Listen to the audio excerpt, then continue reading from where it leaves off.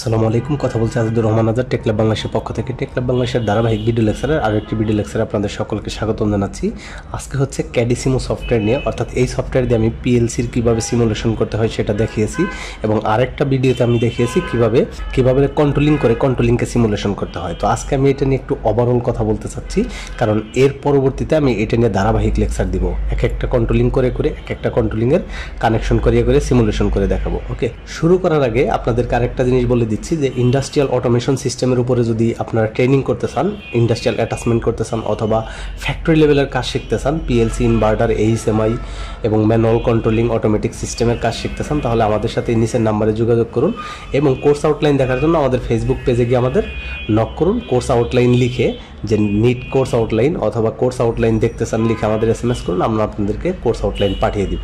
ওকে, তো তাহলে চলুন শুরু করা যাক। তো শুরুতে আপনারা যদি এই জায়গায় যান, এই জায়গায় পাবেন হচ্ছে পাওয়ার সোর্সগুলো, অর্থাৎ প্রত্যেকটা সোর্স এই জায়গায় দেওয়া আছে। যেমন এটা হচ্ছে শুধু লাইন, এটা শুধু নিউট্রাল, এটা হচ্ছে গ্রাউন্ড ওয়্যার অর্থাৎ প্রোটেকশনের জন্য যেই তারটা ইউজ করা হয় সেটা।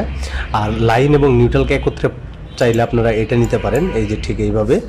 আর যদি আপনারা চান যে লাইন, নিউট্রাল এবং প্রোটেকশন আর তিনটেই নিতে চান, সেটাও আপনি নিতে পারেন এইভাবে। অথবা আপনি তিনটা শুধু ফেজ, লাইন 1, লাইন 2, লাইন 3 অর্থাৎ 3 ফেজ লাইন নিতে চাইলে এটা নেবেন। 3 ফেজের সাথে প্রোটেকশন ওয়্যার এইটা, 3 ফেজের সাথে নিউট্রাল, 3 ফেজ নিউট্রাল এবং প্রোটেকশন ওয়্যার এইটা। অর্থাৎ বাথ সিস্টেম যদি করতে চান প্রত্যেকটার জন্য ইন্ডিভিজুয়ালি, তাহলে এটা নিতে পারেন। তো এটা আবার কানেকশন করার জন্য, তার লম্বা করার জন্য হচ্ছে এই জায়গায় ক্লিক করে এগুলো নেবেন। এটা হচ্ছে আপনার প্রোটেকশন ওয়্যার, এই যে আপনি ধরলেই লেখা উঠবে যে প্রোটেকশন ওয়্যার। এটা নিয়ে আমি প্রোটেকশন ওয়্যার এইভাবে কানেকশন করতে পারি, এইভাবে কানেকশন করে দিলাম। তারপর নিউট্রালের জন্য আমরা এটা নিতে পারি, নিউট্রাল তার নীল কালারের যেটা, এটাকে আমরা নিয়ে এইভাবে লম্বা করে দিলে নিউট্রাল হয়ে গেল। তারপর আমরা নিতে পারি লাইন, লাইনের জন্য এই রেড কালারটা আমরা ইউজ করব, চাইলে আমরা কালার ভিন্নও নিতে পারি। আরেকটা লাইনের জন্য আমি এটা নিতে পারি, নিলাম, এবং আরও একটা তার আমি এটা নিয়ে নিই। আমার এই হয়ে গেল প্রত্যেকটা লাইন টানা। আমরা চাইলে এগুলোকে মোটা করে দেখতে পারি, এই তারের মধ্যে গিয়ে ডবল ক্লিক করব, তারপর এই সাইজ 4 দিয়ে ওকে দিলেই এগুলো মোটা হয়ে যাবে। এটাকে আমি গিয়ে সেমভাবে লাইন 4 দিলাম। তো এইভাবে আমরা ইন্ডিভিজুয়ালি কাজ করে নিব, প্রত্যেকটাকে মোটা করে নিব। ঠিক প্রত্যেকটাকে মোটা করার পর আমরা এই জায়গা থেকে জয়েন করে কানেকশন করতে পারি।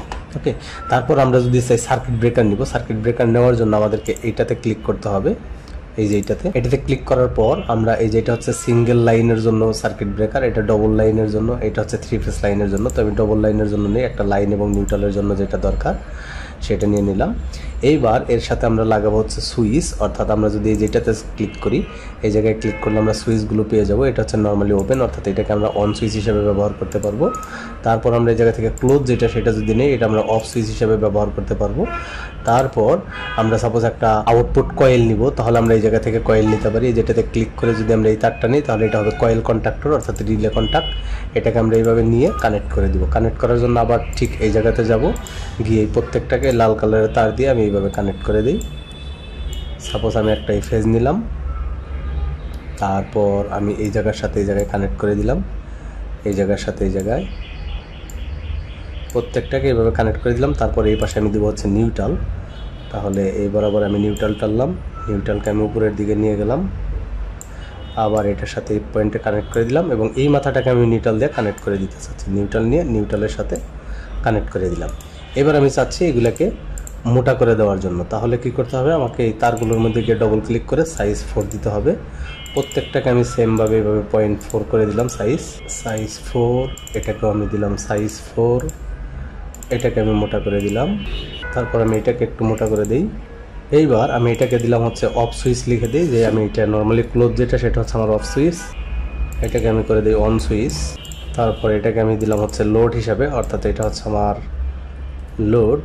তাহলে লোডের একটা ওপেন কন্ট্যাক্টকে আমরা ল্যাসিং করে দিই। তো ল্যাসিং করার জন্য আবার আমরা এই জায়গাতে যাব, অর্থাৎ এই জায়গাতে গিয়ে আমরা এই নর্মালি ওপেন কন্ট্যাক্টকে নিয়ে আসবো, এই যেটা দিয়ে কন্ট্যাক্ট নিয়ে আসা যায়।